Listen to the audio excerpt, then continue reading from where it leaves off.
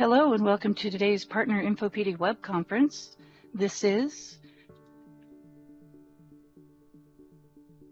Dynamics 365 Fast Track Tech Talk. Today's topic, Application Lifecycle Management. Presenting for us today from Microsoft, we have Senior Fast Track Program Manager, Chris Knowles. So without any further delay, Chris, over to you. Thank you. Thank you, Janice. Good morning. Good afternoon, good evening, depending on where you're attending. I want to thank you for joining us today. Just a little bit of housekeeping on the Fast Track team side. Just a couple of reminders. We'd like to ask you to please remember to keep yourself muted. Make sure to please enter your questions through the message interface in your browser window. Please make sure and give us your feedback, and then, of course, if you have any questions, please follow up with your Fast Track Program Manager. And as Janice mentioned, this session is being recorded. Thank you very much. We're going to talk about today, we're going to walk through some concepts around application lifecycle management. We're going to talk about solutions and kind of give a brief introduction to solutions. We'll also be talking about the development process, some of the mechanisms that are used in that process, tools like the solution packager, and package deployer. We'll talk a little bit about the Visual Studio Online and Team Foundation service, and then we'll also have some time for Q&A. We want to make sure that you get a good overview of these topics today during this discussion. If you do have questions, please feel free to put them in, and we'll answer them as we can. We'll try and hold them until the Q&A session at the end, unless we believe that it's pertinent to where we are in the content.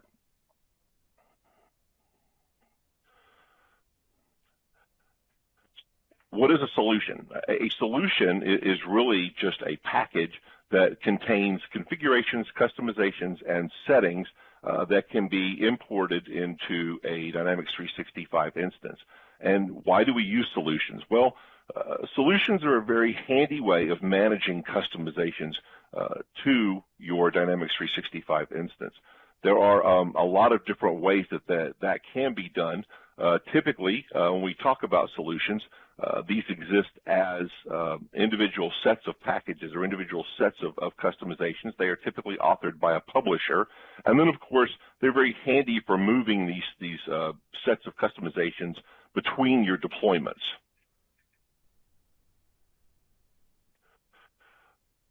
What is a publisher? A publisher is the person who is the author of a solution. Typically, when you first get your Dynamics 365 instance, it comes with a default publisher by default that it's installed. What we typically recommend is that you go and you change the default publisher to a publisher that is suitable for your organization. And what that does is it kind of separates, it creates some separation between the customizations that you make in your environment and what we call the system solution or the very base solution that comes in your Dynamics 365 instance. To make changes to the solution publisher, what you do is you would go to Settings, Customizations, and click Publishers, and then you can create a new publisher for your organization, and then you can make that the default publisher for your organization as well. As part of that, you want to make sure that you change the prefix. The default prefix that comes with that is new. We make sure that you change that to something that is a bit more, again, aligned to your organization and what you're doing. So before I mention the system solution is installed by default, and it is the base solution that comes with all of the out-of-the-box components that comprise the solution for Dynamics 365.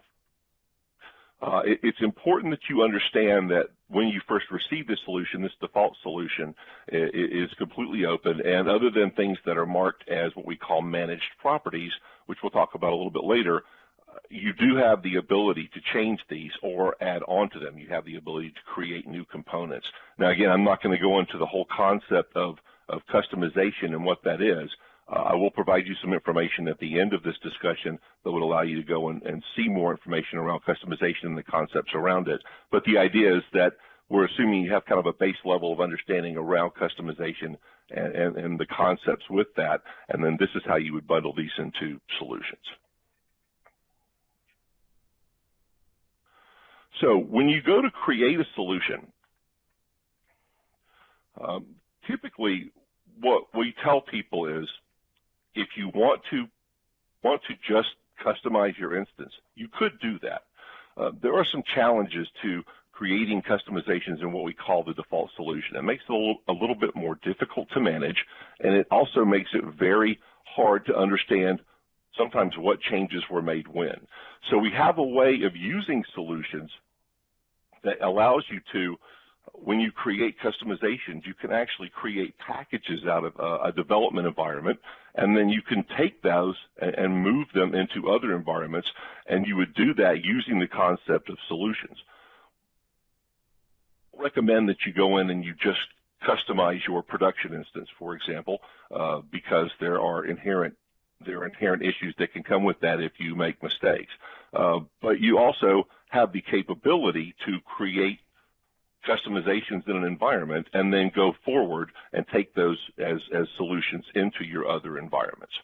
What we also recommend is, for your default solution, the first thing you should probably do is go to your solutions page and create an export of your default solution. That way, if your instance were to become completely messed up, you do have a backup of your default solution.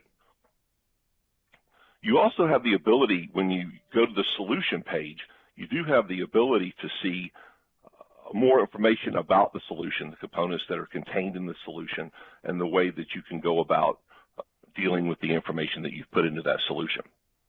Now, there are two types of solutions that we support.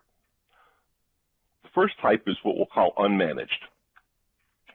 Unmanaged solutions are typically, when a solution is first created, it's an unmanaged solution. It can be modified. It has the ability to be transported between other environments. You could have multiple solutions within an unmanaged solution, and you also have the ability to use these as logical groupings of information. However, it is important to know that when you have everything as unmanaged, it still sits in a very large unmanaged pool of configurations. We also have managed solutions. Now, there are two different things about managed solutions, and sometimes it creates some confusion with our customers. The first thing is, yes, our partners and ISVs do use managed solutions to create packages for their customers and their clients. And if you've had an interaction or an experience with an engagement with partners, they may have provided you some of their managed solutions as part of what they do. They have the ability to create these as products, if you will, or add-ons to the Dynamics 365 instance to allow you to do things functionally without you having to go in and create all the customizations yourself. This allows them to also occasionally provide you updates to the managed solution. Our ISVs are very good at doing those types of things for our customers and allowing them to get updates to these managed solutions. And so those are typically the way that products that are brought in, third-party products, are brought into a Dynamics 365 instance. So, as I mentioned before, when you go in and you actually go through the process of creating a solution, you're going to want to move that solution potentially from one environment to another. You may just want to be saving it. So when you go, you're going to take an unmanaged solution that has certain properties. So when would you want to use an unmanaged solution? Potentially, if you need to go and edit customizations XML file for a sitemap or ribbons, if you're going to move an unmanaged solution, as I was mentioning before, to a new organization, you may want to make changes in your new organization. Sometimes when you have different business units, you may have an organization that represents one business unit and an organization that represents another business unit, and you want to be able to use different unmanaged solutions, or you may want to use one as a base for the other. There are a lot of different reasons that you may want to use these. Again, it also allows you to create a backup of all of the current customizations that you have in the unmanaged solution that you're exporting. Now, a managed solution cannot be exported, and it can only be created when you're exporting an unmanaged solution. So when you go to export a solution, what happens is it will ask you if you want to export the solution as an unmanaged solution or a managed solution. And we'll talk a little bit more about that in a few minutes. Importing solutions. So once you've exported a solution, you're going to want to import that solution potentially into another instance. So if you're going to import an unmanaged solution, again, it's very important when you're looking to move some of your existing customizations, for example, maybe your base set of customizations into a new organization, would bring that unmanaged solution from your existing environment by exporting it, and then you would go through the process of importing that into your new organization, and that would bring those customizations over. You actually have to go through the process of taking the file that is created when you do the export and then importing that file into the new organization. And then what happens is all of the changes that come in will come in and be applied into that environment. Now, if you've changed something, if you've changed base components in that unmanaged organization, then what happens is those changes get applied to the new environment and they cannot be uninstalled. So it's a very important thing to know with managing unmanaged solutions. Managed solutions, what happens is when you take the managed solution, if you've exported your configurations and you're moving them into a new environment as a managed solution, then that solution definition is locked. In other words, nothing in that solution can be changed in the solution. It could be customized on top of, potentially, depending on how the managed solution and the components in it have been defined. This is also very handy. For example, you tell people one of the best processes to follow here is when you develop unmanaged and deploy managed. And this allows you better control over moving those customizations into other environments and needing to potentially remove them if there is a problem or uninstall them. Now, I was mentioning before, typically when we talk to customers about managing solutions and managing the application lifecycle management, we typically recommend 3 environments. A development environment, which is a sandbox. A testing environment, UAT, QA, test, whatever you want to call it, is another sandbox, and then you have your production instance. And these are 3 separate instances. So, for example, you take your first set of development, your first set of customizations, and you say, okay, now I have these. I'm going to bundle these into a solution and to migrate that solution into my testing environment. Then the solution will be tested at that point. Now, of course, as anything happens, when you go to testing, typically users find issues, bugs, potentially challenges. That feedback you take back into your development environment. You make the changes accordingly, and then you migrate your new solution into your testing environment. And at that point, when that solution is validated and your users sign off and say, yep, this is great, it looks wonderful, or you've gone through your system testing or your QA testing and everything is working as appropriate, you then migrate that solution into your production environment. Now, at its most simple level of construction, this can be done using the solution export and import mechanisms that are provided out of the box in Dynamics 365. And then, of course, as with anything, once you've gotten through that process, by the time you're migrating, as you all know, by the time you migrate your changes from your testing environment to your production environment, your users are already, hey, when do I get the next set of changes? So at that point, you then begin to start your changes in the next environment. Now, one of the things that we've added the capability to do is to update solutions.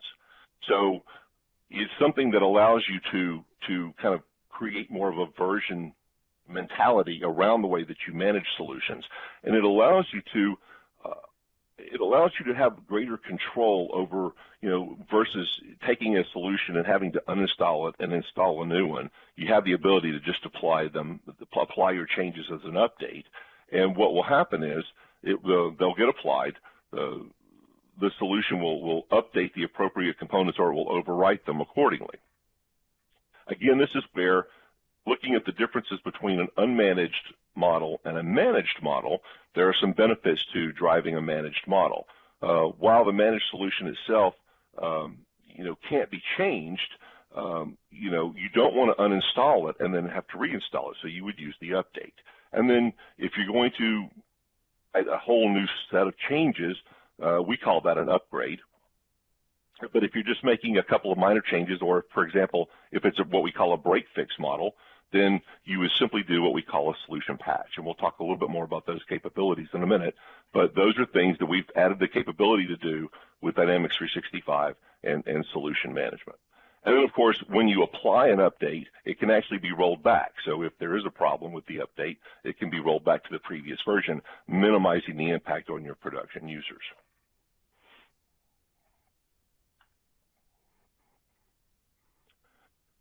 Now, occasionally, there is the need to delete or uninstall a solution. For unmanaged solutions, all this really does is delete the solution definition record in the database. It doesn't change the components. It doesn't change the changes to the components for an unmanaged solution. For a managed solution, if you delete the solution, it will uninstall the managed solution as well as all the components and data associated with it. So you have to make sure that if you are going to delete a solution, you understand the ramifications that can be accompanied with that. Now, what does that look like? So in a solution management model, the screen that we're showing you now kind of paints a picture. At the very bottom, you can see we have the system solution, which is the base solution that comes in. Now, on top of that, we've installed two managed solutions, Managed Solution A and Managed Solution B. Now, what happens is when you install managed solutions, they stack on top of each other, so in the order that they are installed. So Managed Solution A was installed first, and Managed Solution B was installed next. And what we did was, because we've installed those in, now they've made some changes along the way to different pieces from the system solution. But those components kind of comprise all of the managed solutions that we have. Then on top of that, we've deployed our own changes. So we have an unmanaged solution C that exists here more as a logical container for definition. And then we have an unmanaged solution D. Now, we could say that these are different releases that we have where, maybe we're just doing unmanaged solutions that kind of look like component updates as we're going along, and we're not using managed solutions to deploy. We're using unmanaged solutions to kind of keep all of our customizations in one big pool and simplify our deployment process. Now, what would actually happen at the application level when all of these things are kind of layered on top of each other, you can see. So the entity change that exists, the entity that existed in the system solution is changed in the unmanaged area and unmanaged solution D. The sitemap you see here, it's changed from the default sitemap in managed solution B, and then there are more changes in unmanaged solution C. So then what happens here is that the sitemap that you see is the sitemap from unmanaged solution C. And then managed solution A added a template. That template is what is seen at the application level, and then of course a web resource is added in the unmanaged customizations. It just sits in the pool, and that's what you see at the application level. Now, you have to make sure that when you're preparing a managed solution to be installed, you just want to remember the order in which they're installed and kind of keep that in your mind. It's always good to keep, when you build a solution, make sure that you're following solution best practices so that your solution doesn't necessarily interfere with other solutions. This is something that our ISVs and partners are also very sensitive to when they create these solutions, managed solutions that they'll give to you as part of a project. They have to make sure that they create the solutions in a way that they don't necessarily interfere with other managed solutions or potentially behavior that you may customize on top of that. One of the things that we do when we go through the concept of kind of merging the behavior of solutions is we try and determine, we want to make sure that the functionality of the solution and the system itself is not impacted. So we try to make sure, the presentation layer may potentially suffer depending on how things are customized and configured in your different solutions. But when we go to do this merging process, when solutions are added incrementally, sometimes you may see some differences in the presentation layer, so because we'll make some changes based on, make determinations based on how the changes affect the functionality of the customization versus the presentation layer. So it's always something to take into consideration when you're going through that process. Now, when solutions begin to conflict with each other, another thing that we'll do as part of this, again, at the end of this, we'll be providing you some additional information. But what you want to look out for is when you have these different layers of solution, you always want to keep in mind how these things layer and how they are modified and what ends up happening up at the client level. And the reason that that's so important is because, again, as you go through time, you're going to be adding customizations on top of customizations on top of customizations. And ultimately, you're going to want to have a way to kind of keep those customizations easily manageable, at least as best you can. Typically what happens is what happens usually is that the most recent customizations will be the ones that are displayed, depending on what was installed and how it was installed. If a managed solution is installed and you have installed on top of unmanaged components, sometimes what happens is that creates a conflict, and then you have to go through the ability to maybe work with your provider of that managed solution to get an update so that it will install correctly. Hey, Chris, we have a question in the chat. Okay. It says that what's the best approach if we are trying to migrate from on-premise to online and on-premise organization has managed solution?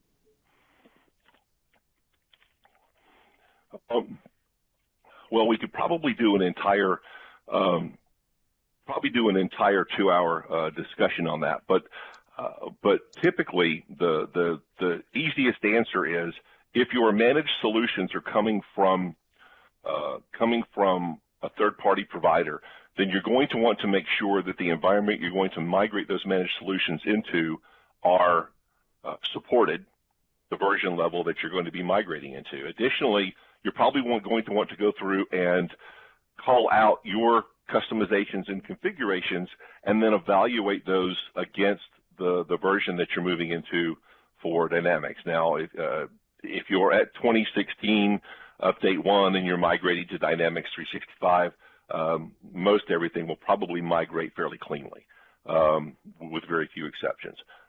But ultimately, if you're going through that on-premise to online migration, it really depends on what version you're on and how far back you are in the version chain, whether you're 2011, 2013, 2013 update 1, 2015, 2015 update 1. We do have a significant amount of published guidance on kind of the differences between the versions. You may want to look at things that you may have customized in a particular version. You may not even need to do that anymore. For example, in Dynamics 365, we put out the editable grid as an example. If you have editable grids that you've customized or custom controls that you have, you may want to look at replacing that customization with the out-of-the-box behavior. Those are things that you just have to take time in a development instance and migrate try and take your solution export out. And then you're going to have to migrate things individually in as you can. Usually we recommend if you're going through that process, you work with a partner to kind of help you get the basic tenets of moving that solution or set of solutions over into an online environment.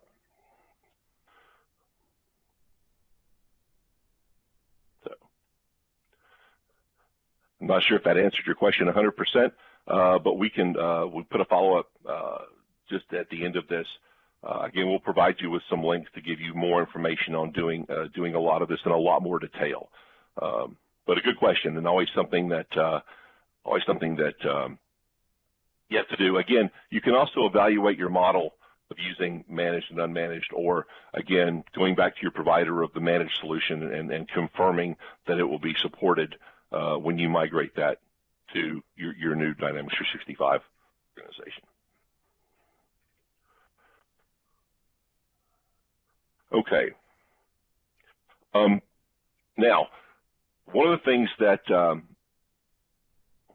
I misclick here. Okay, let me just finish talking about the resolving conflicts. So what you want to make sure when you're dealing with conflicts in the resolution layer here, you can see that there's a customization of a button in the solution, or a configuration of a button. Then you have a managed solution A, and that has a button that it contains. Then you have managed solution B that also contains a button. Then you have an unconfigured solution that hides button A. So ultimately, what you end up seeing at the client level is button S from the system solution and button B from solution B. And so this is how the solution conflict is managed using the ribbon customizations as an example. Always remember that the unmanaged customizations are always the top layer of solution chain. So if you have a pool of unmanaged customizations that exist in your development environment, those, if you've made direct customizations in there, those are going to sit at the very top. And so you always want to be aware of that. Now, again, this is where you can also use the premise of developing unmanaged and then exporting those specific customizations to a managed solution, and then you apply these managed solutions yourself. And that can make the management of those changes much easier. It also, again, as we said before, makes it easier if you have to make changes to those quickly. It makes it easier to manage that process. One of the things that we've provided, and I mentioned this before, one of the ways that we've provided, capabilities we've provided for this is to clone a solution, basically creating a patch. The idea is something really simple. As an example, you publish a form and you publish the solution in your production environment, and you realize that there's an error in the form, something simple, a label, something along those lines where you just need a quick change. So if you want to clone a patch, you just go back to where that base solution is stored, and you would clone a patch for that solution, and then it just pulls in the pieces that it needs to do to create the clone solution, and then all you have to do at that point, you set the version number, and then you go and you do the specific customization, and then you take that patch, you would export it, managed or unmanaged, you make the determination at that point, and then you can take that patch and apply that patch to the solution in your system. When you clone a solution, what happens is that it actually will take all of the patches and bring everything up into a new version of the whole solution. So in other words, if you think about this, one of the way that we kind of describe it and delineate it is this almost the difference between upgrade and update. So a patch, if you clone a patch, that's more like an update, relatively small in scope. You're not making a lot of changes, something relatively simple, even a break fix example. When you clone a solution, that's a new release, or at least a new minor release, if you will. So that's more of an upgrade. We should have more in that, and it's going to bring all of that components together and roll that up, and it basically creates a new version of the original solution. And this is a way that we've provided to do some solution management out of the box without having to use programmatic intervention or do other things to kind of create the concept of versioning as you go along.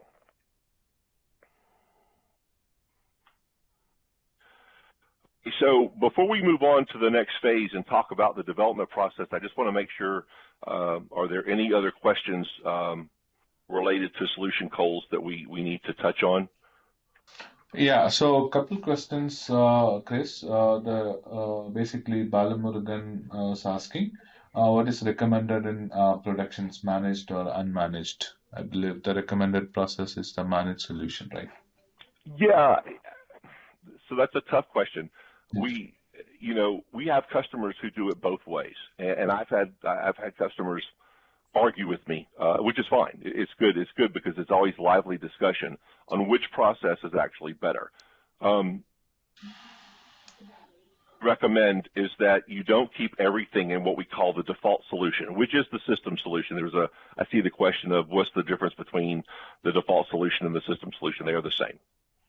They're the same. Ultimately, what happens is that default solution is the big pool, if you will, of all of your customizations if you're keeping everything unmanaged. Again, I think you saw the picture earlier. We talk about, you have two unmanaged solutions within the larger unmanaged pool of solutions. And again, that's more just a logical identifier.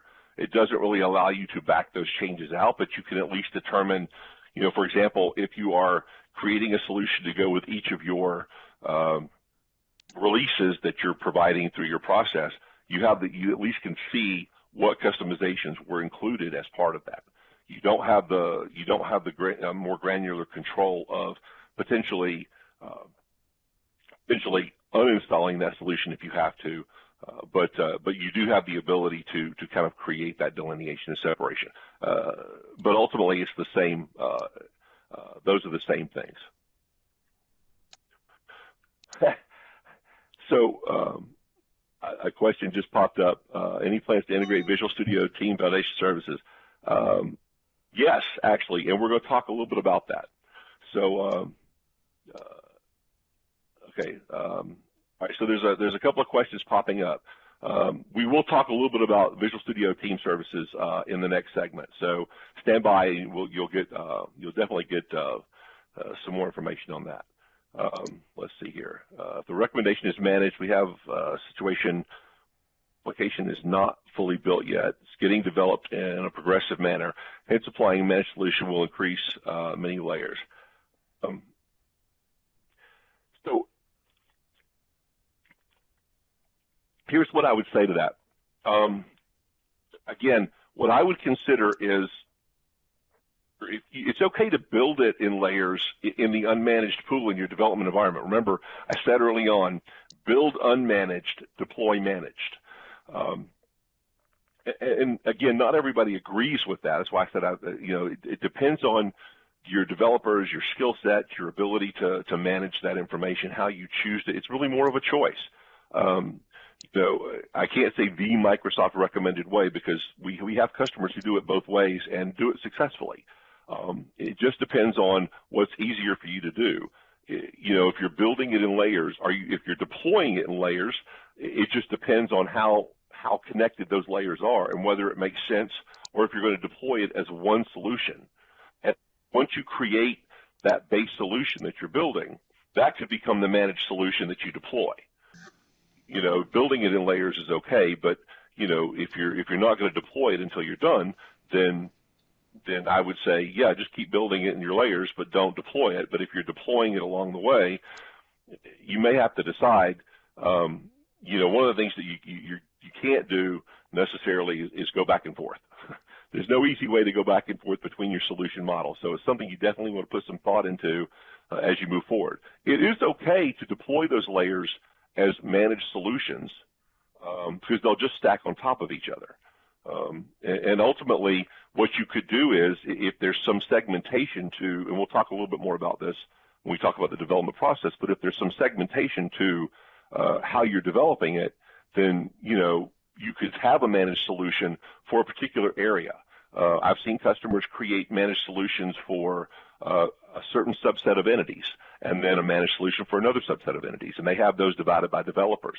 And those developers work on those individual solutions, and when they're done, they deploy those. If they have to coordinate them for a larger release, as an example, then they'll work together, and then ultimately they end up deploying each together as one release, but it's still two managed solutions.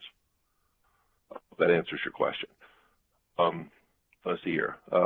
What's the definition of a patch, or what's the purpose of a patch? So ultimately, it's just lighter than having to create an entire whole new solution. When you create a new upgrade, if you will, of a solution, it pulls in all the required components. And a patch doesn't require you to have all of a patch itself. When you just clone a patch, it doesn't require you to have all of those components. When you clone the solution, it's going to pull everything into it, including all of the patches that you've created. and it's going to pull it up into the new version of whatever this solution was originally. Okay, let's see. Next question. Let's assume I want to refresh my development org with production backup. Due to the dependency working on development with real data. Make an org backup, we'll end up working on top. Yes. Yeah, that's a possibility. And, you know, it's consider that, you know, that's one of the things that you may not be able to do from the box. If you do a full copy where it copies everything like that, you don't have the ability necessarily to deconstruct that managed solution. Now, it is your managed solution, but again, you do run the risk. I would say if you're going to do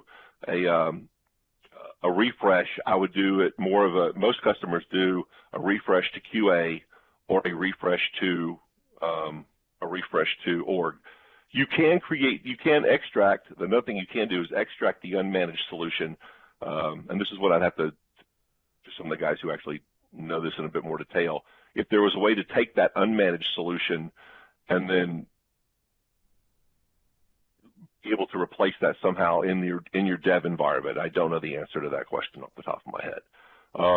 Typically, if customers refresh because they want production data, they're either using an unmanaged pool together or they're using managed solutions that are third party, and so they're not making you know, the only thing they've done is customized on top of those, which means that the default solution, the default unmanaged solution, or I shouldn't say default, the unmanaged solution is going to sit on top of those managed solutions, is going to contain all those customizations, and they're migrating that entire piece all the way across, and that's what's going to get copied back. So, yeah, it does create a little bit of complexity in that type of refresh model.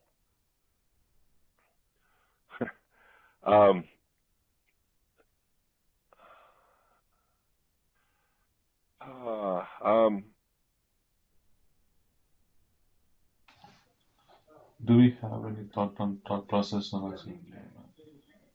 That's what it would. We may want to take that offline, Coles, as a follow-up. That last question. Yeah. Because again, that's another one that would potentially, off the top of my head, there may be a way to do that if the managed solution got installed and you don't have a backup of the unmanaged solution that created it. I'm not sure if there's a way to deconstruct the managed solution. There may be in a way that may allow you to then recreate it as an unmanaged, but I would need to, again, go back into the particulars. It's kind of tied to the question you asked me earlier.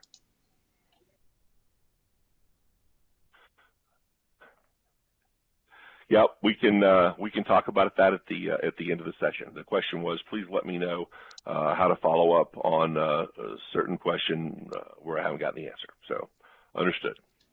All right. So if there are no more questions, we will move forward and talk some about the development process.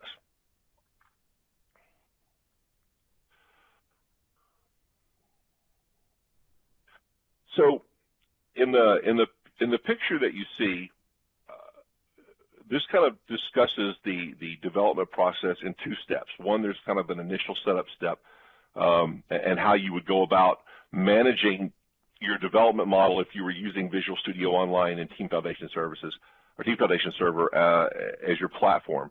If you have another development platform, or if you have a way, like for example, if you're just looking to manage your configurations in some form of source control, some of the techniques that we'll talk about through this process you'll be able to leverage. Some of them you may not. Some of the things that we have are specifically oriented towards that. But we'll talk about some of the tools that we have that will help facilitate that process. So as you can see, we'll talk about this as kind of the initial steps of getting your development model into Visual Studio Online, and then what your subsequent iterations would potentially look like.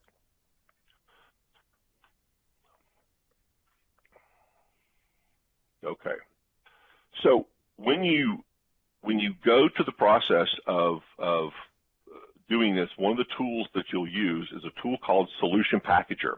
And Solution Packager is included with the SDK for Dynamics 365.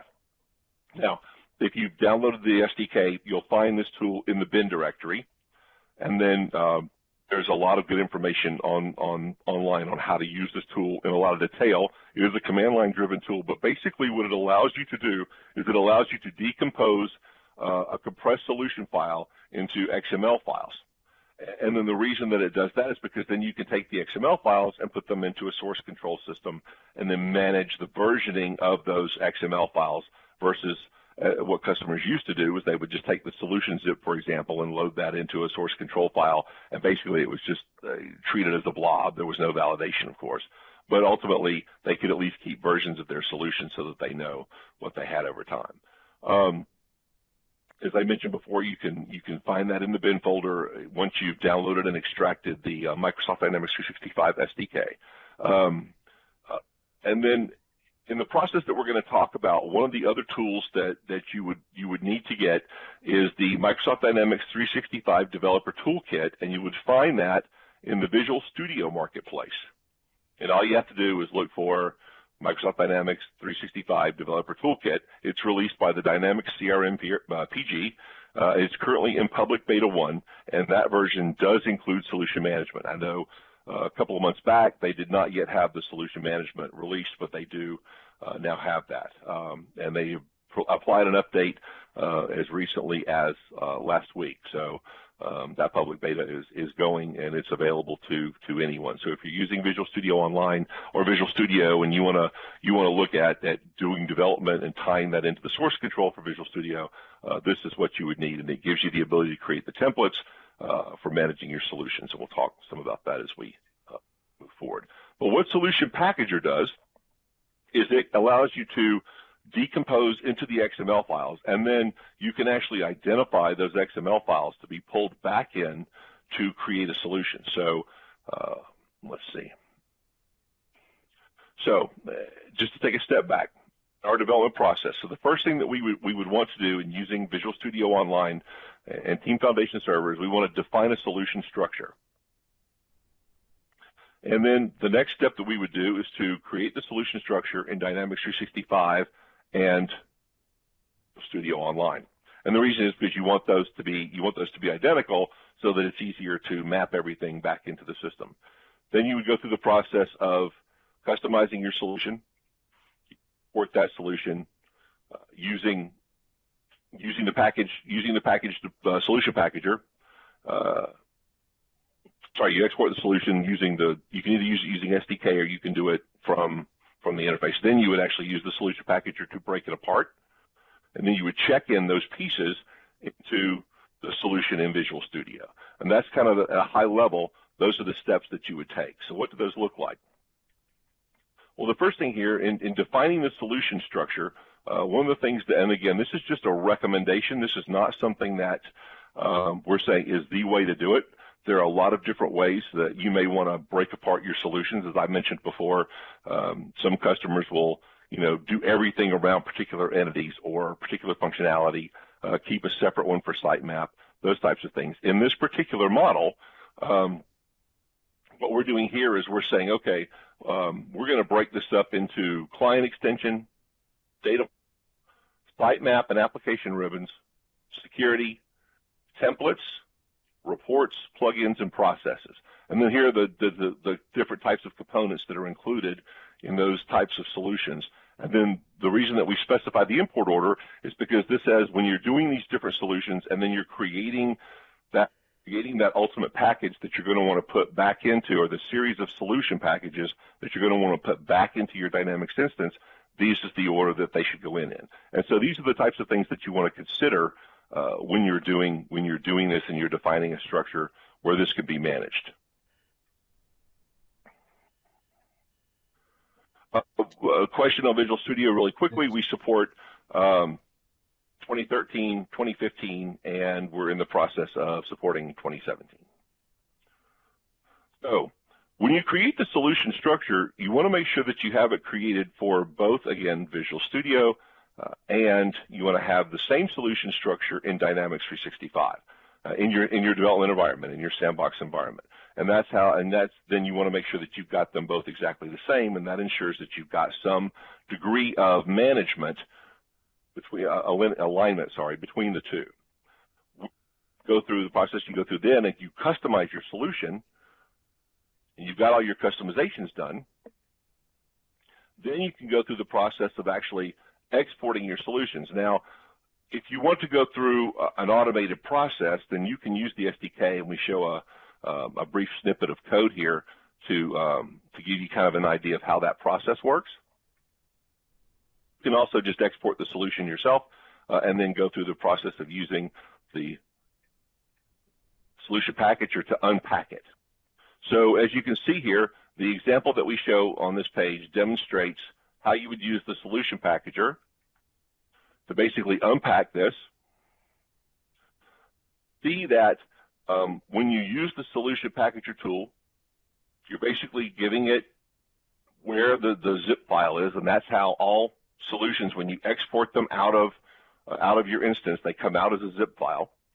And then you basically give that the name, and then you tell it where you want it to put it, and then it's going to give you the information. It's going to tell you everything that it sees and how it's going about the process of extracting them, and then it tells you when it's complete. And there's a whole lot of information on the package on the solution packager. Again, we can provide those links at the end of this discussion, but ultimately, this is the way that you would then get those components that you would move into the proper directories for Visual Studio that you could then check in. So you take those extracted solution components, and then you go into Visual Studio, and then you tell Visual Studio that it needs to go through and look at the solution folders that you've created in your Visual Studio solution. It will pull those files in, and then actually you can go and check them in at that point. And that's kind of the first set of steps that you would follow to kind of get your solution out of your Dynamics 365 development instance into Visual Studio Online. At that point, you're basically just going through the process again. Again, you want to make sure that you're always getting the latest version before you start your process. That's always a good best practice, that when you go through the process of doing the extract, you want to make sure that you're paying attention to always pulling down the latest version. That is an absolute necessity in terms of how you go about that process.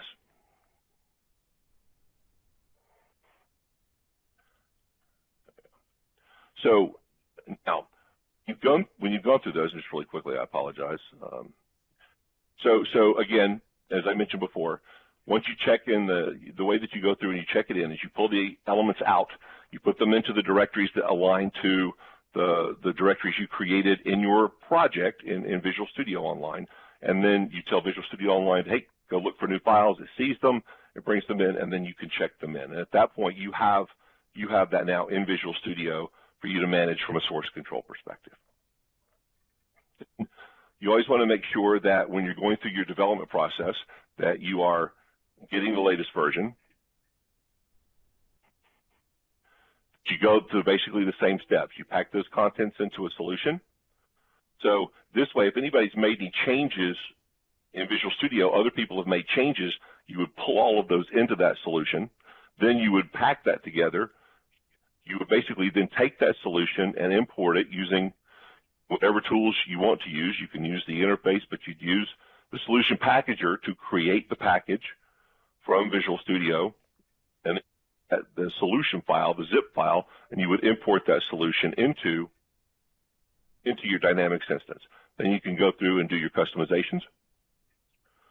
And then you follow the same process of doing the things that you need to do for check-in. And then, of course, you can go through and look to see if there are any conflicts in Visual Studio. So what does that look like? So again, you always want to make sure, as I said, that you go and you get the latest version when you're in Visual Studio, that you've got the latest version of all the solution components from everyone who's working on that particular project.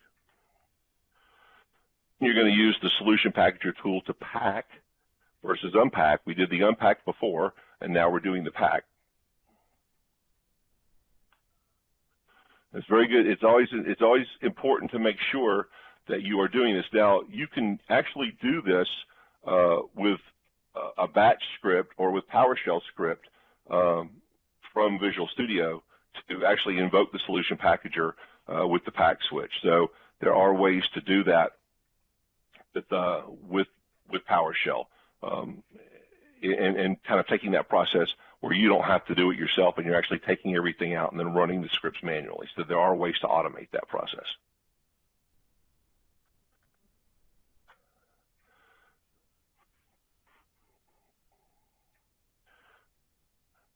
And once you've got everything together and you've made your changes, you're ready to import the solution. At this point, what you need to do is define. Once you go through this process, you're going to want to make sure that you've got the import order defined, as we talked about before. And what this shows you is the script that's necessary to kind of create the order of import. So as we talked about, we listed how, when we started talking about this process, we talked about how each of these solution groups, if you will, they're really a solution each, need to be imported in a particular order. And so this is the way that you can actually go through the process of scripting this out so that everything is deployed back into your Dynamics 365 environment correctly. We would actually use another tool that's part of this process called the package deployer. And there's a link here that you can cut and paste, or we can provide it as well as an actual text link for you to use. But then you can actually use the package deployer, and this can also be scripted and driven as part of that process. You can then use the package deployer to deploy that entire package of solutions back into your instance.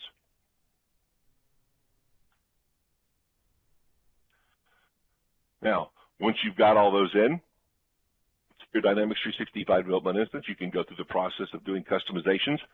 And again, when you make these changes, you can then go through, once you've done your customizations, make whatever changes you need to the appropriate solutions.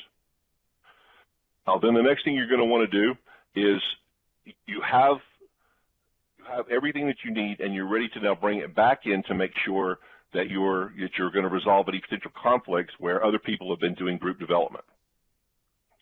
So when you've done all of your modifications, you can go through the steps we talked about of how to get the solution out of your Dynamics 365 instance and bring it back into Visual Studio for the customizations that you performed.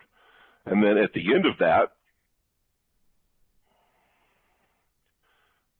you have the ability then to go into Visual Studio and resolve conflicts. So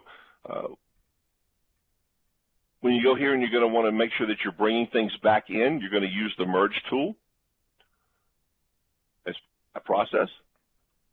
And then if there are conflicts identified in Visual Studio, now you have the ability to see those and be able to manage that merge effectively in Visual Studio so that you can resolve the conflict and move forward with getting everything checked in.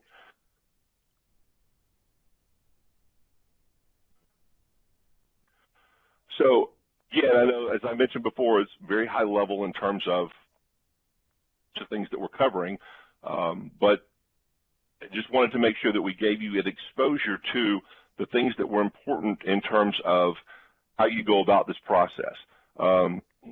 Not meaning to go too deep in any particular area in terms of what, using Visual Studio or going down the customization path, but just to kind of show you kind of a basic ALM model for managing your customizations, for using solutions, and being able to effectively migrate those solutions across your instances, and determining based on your own development model, your development team, the model that you choose to use, which one may be appropriate for you, and then what tools you would be able to use to leverage that.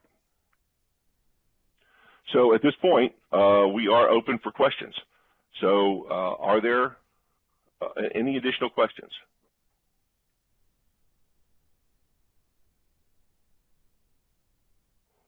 Couples, are there any questions that we haven't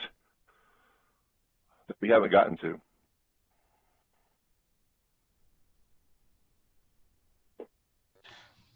I think Balamurali had some question. Balamurali, would you like to unmute yourself and ask?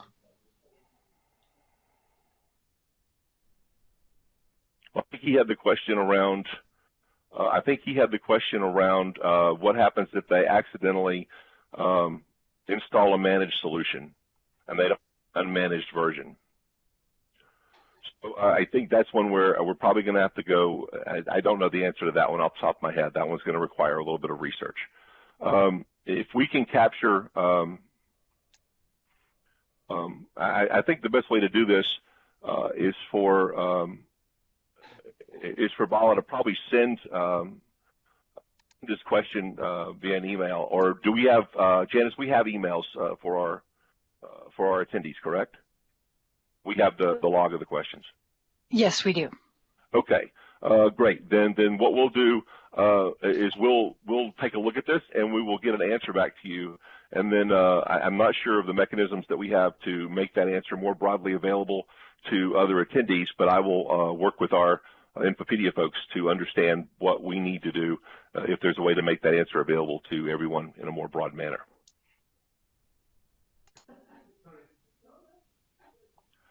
Are there other questions? Yeah. So there is a new question from Balamurugan. Merging of customization, typically a comparison on XML. Are you recommending to do the changes directly in XML? No. We do not recommend to do the changes directly in XML. Bringing the XML files gives you the ability to detect those collisions in Visual Studio, and it gives you a much cleaner version management model. And that's the only thing. That's the only reason that we recommend doing that. We do not recommend making the XML changes directly. There are too many things that could happen from a corruption perspective, and you would not want to introduce that into your environment. So use the instance to make your changes as appropriate and export them like we discussed, and then import, decompose them, and then move them back over into your Visual Studio solution, and then check them in appropriately.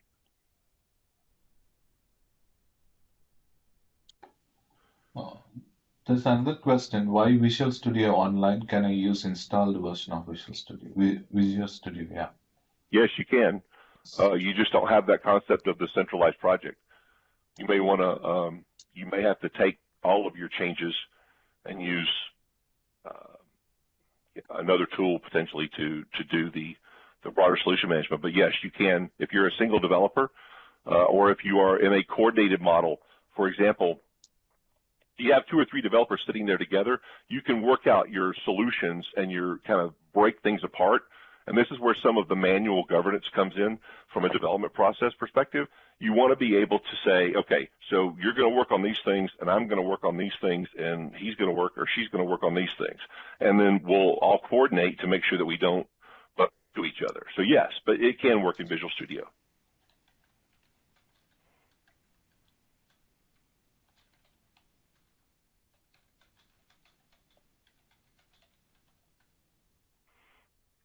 Any other questions?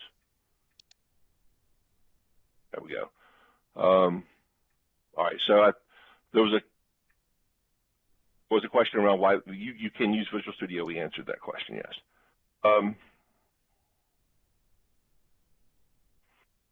Okay, let's see. Newbie to the CRM SDK, existing, let's see, enable, disable workflows. Is there an easy way to understand the metadata model?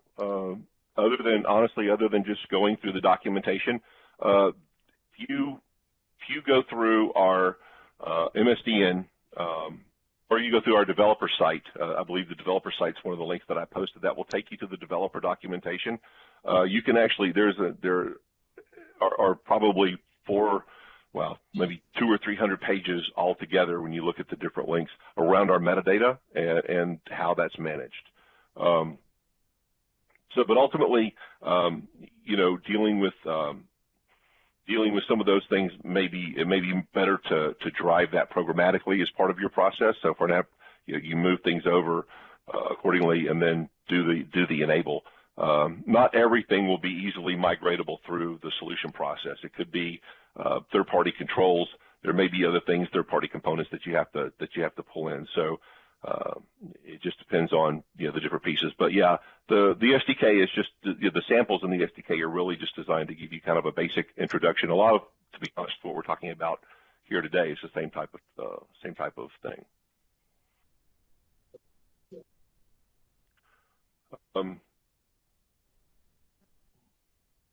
What is the difference between Visual Studio Online versus installed on this context? Other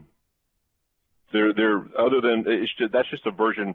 If you're looking to keep a centralized version amongst multiple developers, you'd have to have some form of version control applied where it sits as a centralized project so that it can recognize changes from other developers. That's all.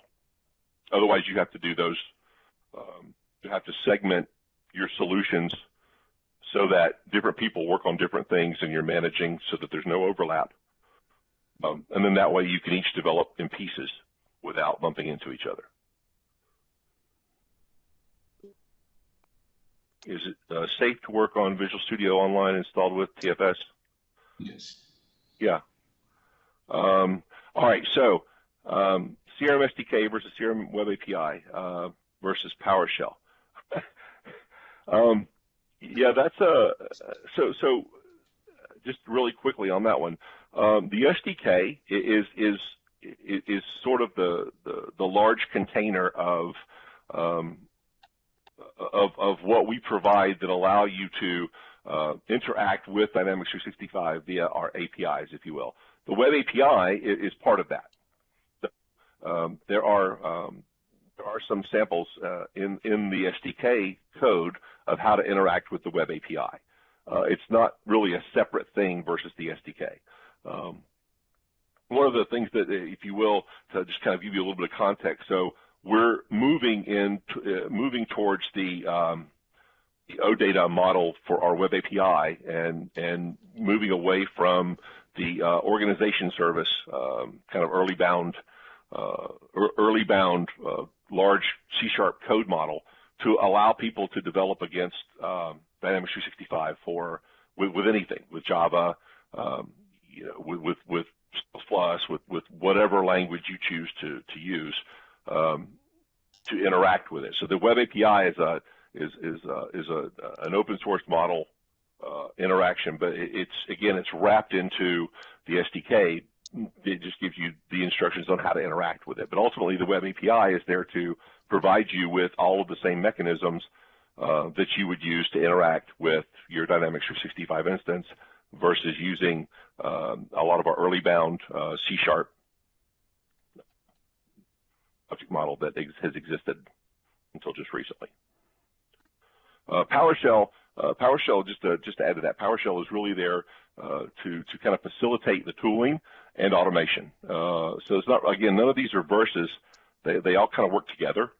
So there's not a one or the other. I hope that helps. I know it's not a held answer, but I hope that helps you understand. Why so many? Again, there's a lot of moving parts, and you're taking a lot of information and moving it all over the place. So the idea is we want to give you as many tools as we can to simplify that process. I know it seems like a lot right now, but once you begin to get used to how everything is constructed and how it ties together, I think it'll make a lot more sense.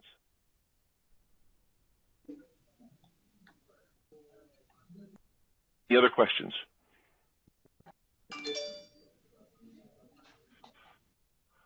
Okay. Well, I certainly appreciate everyone's time today.